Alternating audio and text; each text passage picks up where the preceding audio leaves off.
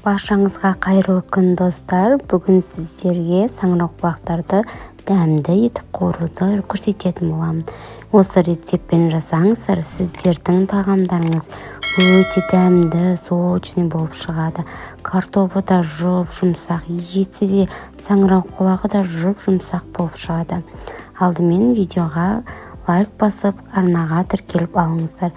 Бізге ең алдымен етті жақсылап, кішкене майдалап турап аламыз.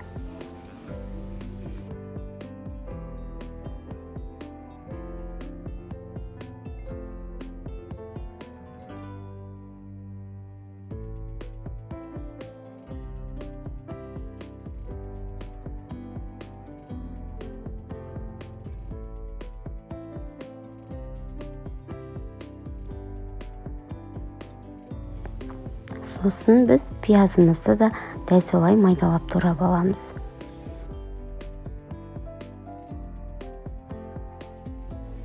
Сосын картопты да кішкене ұсақтап турап аламыз.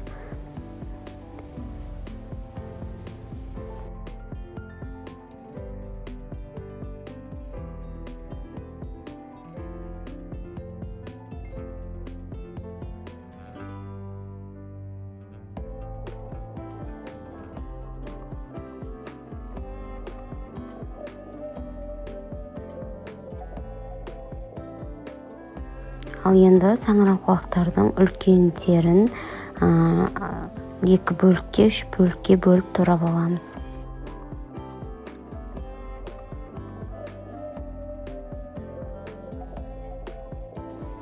Енді қазанымызды отқа қыздырып, үстіне майды көз мөлшерімен құйып аламыз.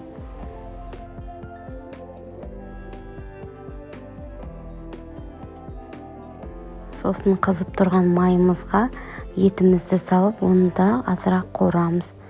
Оның үстіне пиязды салып, тағы да пиязымыз өлгенше жақсылап қуырамыз.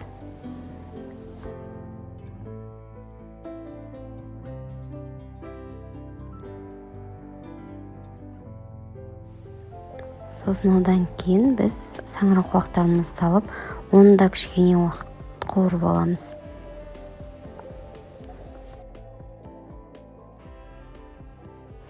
Сосын барлығын қуырып болған соң, біздің етіміздің суы шығып, әдемі болып тұрады.